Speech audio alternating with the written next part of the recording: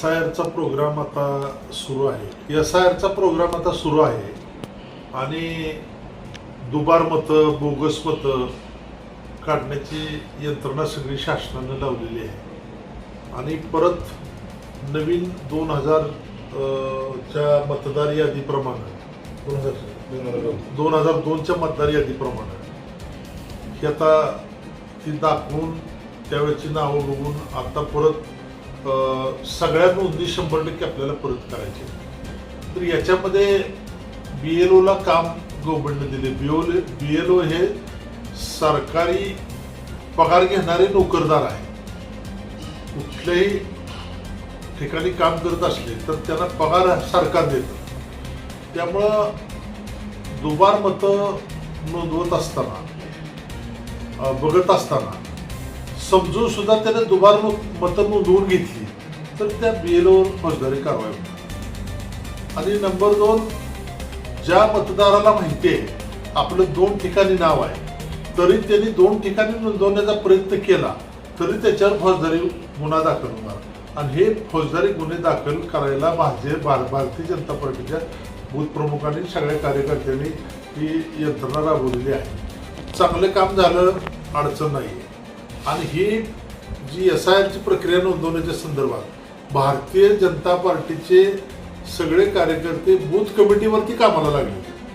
परंतु या मतदारसंघामध्ये 20 ते 22 हजार मतं ही बोगस आहे, बाहेरचे 25-25 वर्ष लग्न होऊन गेलेल्या मुली या मतदारसंघात आहेत, त्यांची पण नाव इथं आहे. आणि आता परत त्यांचे फोटो आणून परत तुम्हाला नोंदवण्याचा प्रयत्न या ठिकाणी चालू आहे. तर हे सगळं आम्ही आता बघितलं, आता बारकाईने सगळा अभ्यास चालू आहे आणि याच्यावरती आम्ही बारकाईने लक्ष ठेवून आहे. आमचे कार्यकर्ते या ठिकाणी मतदार नोंदणीचं काम या ठिकाणी करतायत.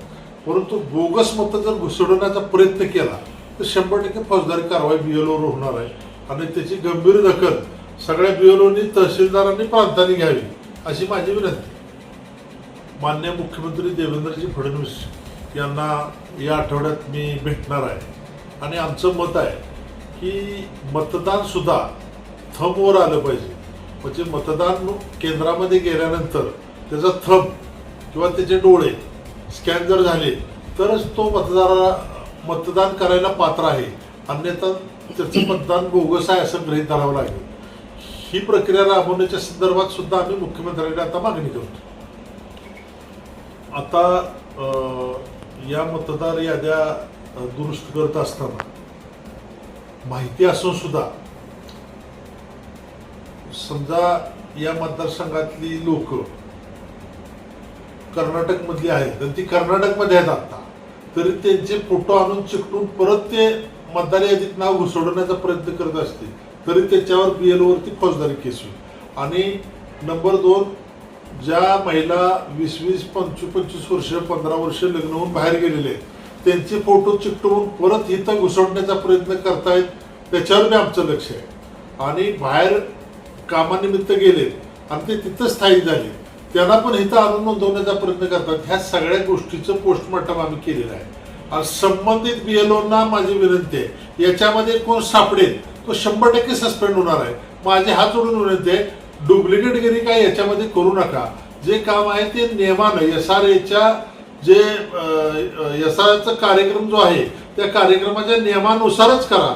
नियम सोडून काय केलं तर आम्ही त्याला सोडणार नाही, कायदेशीर कचाट्यात घालून त्याची नोकरी जाईल आणि तो कायमचा विषय संपून जाईल.